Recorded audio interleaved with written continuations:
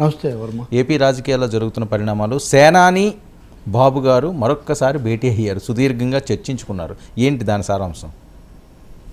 అదే మరి ఇప్పుడు ఢిల్లీ నుంచి వాళ్లకు పిలుపు వచ్చి చర్చించారా, పిలుపు రానందుకు చర్చించారా, వస్తే ఏం చెయ్యాలని చర్చించారా?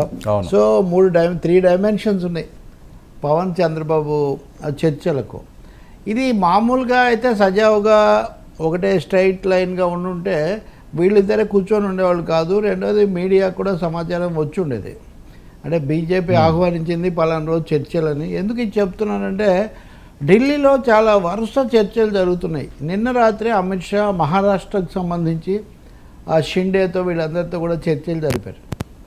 కాబట్టి మహారాష్ట్రది రాత్రి పొద్దుపోయే వరకు కూడా ఏ రాష్ట్రాల్లో ఎలా చర్చలు జరుగుతున్నాయి, ఎవరెవరు పాల్గొంటున్నారు అన్నది ఢిల్లీ మీడియా చక్కగా రిపోర్ట్ చేస్తుంది. ఏపీకి వచ్చేసరికి మటుకు అది ఉండటం లేదు, అది ఆగిపోతుంది.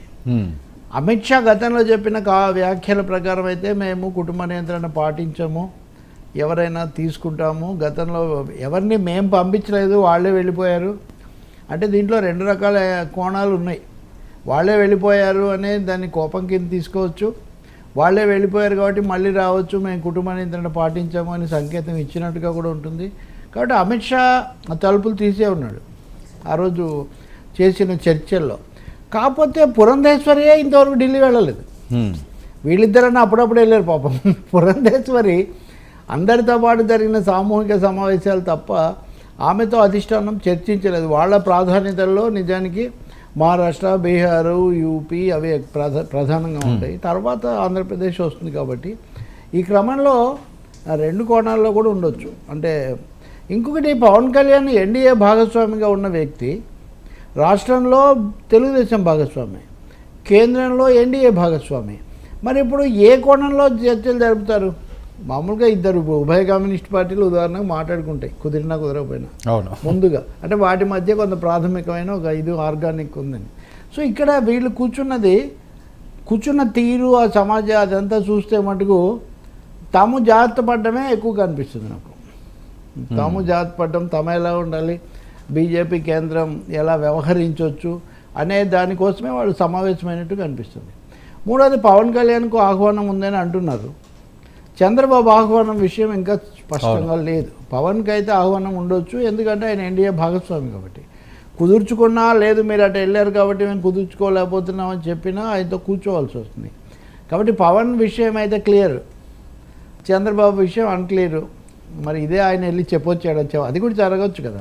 నేను వెళ్ళొస్తాను, మరి తప్పదు కదా అయిపోతుంది. అంటే ఈయన సూచనలు సలహాలు తీసుకోవాల్సిన అవసరం ఖచ్చితంగా ఉంటుంది కదండి. ఈయన ఢిల్లీ వెళ్ళే ముందు ఏం మాట్లాడాలి, సూచనలు సలహాలు తీసుకోవాలి తప్పకుండా. రెండోది, తను ఏ పరిస్థితుల్లో వెళ్తున్నాడో, వెళ్తే కనీసం మినిమం ఎజెండా తను అక్కడ ఏం చేస్తాడో. రెండోది, దీనికి భంగం ఏమి ఉండదు వెళ్ళినాకనని భరోసా ఇవ్వటం, ఇట్లాంటివన్నీ కూడా అడుగులు వేసేసారు కదా, 7 అడుగులు వేశారు కదా. కాబట్టి తదుపరి అడుగు అంతకుముందే వేస్తున్నాను, అది 8వ అడుగు, ఆ తర్వాత మీతో వేశాను. అవును, కాబట్టి అటు వెళ్తానని కూడా ఆయన చెప్పుండే అవకాశం ఉంది. అయితే కొంచెం ఊరట, కొంతకాలంగా కదలిక లేదు అన్నదానికి నిన్న జయహో బీసీ సభ పెట్టి మళ్ళీ పొద్దున్నే వాళ్ళిద్దరు సమావేశమై మేము కొంత ముందుకు పోతున్నాము, మా శిబిరంలో కూడా కదలిక ఉంది, ఢిల్లీ నుంచి కూడా ఏదో మాకు సిగ్నల్స్ ఉన్నాయని చెప్పడానికి ఇది ఉపయోగపడవచ్చు. కానీ ఢిల్లీ నుంచి అయితే మనకు బహిరంగ సిగ్నల్స్ ఏం లేవు. అది ఒకటి ఉంది, ఆ లోటు ఉంది. ఉంటే ఇంకో విధంగా ఉండేది. కనీసం ఎవరైనా ఆంధ్రప్రదేశ్ నాయకులైనా సరే బాబు గారిని పిలిచాము, లేకపోతే పవన్ కళ్యాణ్ వస్తున్నారని చెప్పుంటే కొంత గౌరవంగా ఉండేది. వాళ్ళు అది చెప్పట్లేదు, మరి అంటే తేల్చుకోలేదేమో ఇంకా.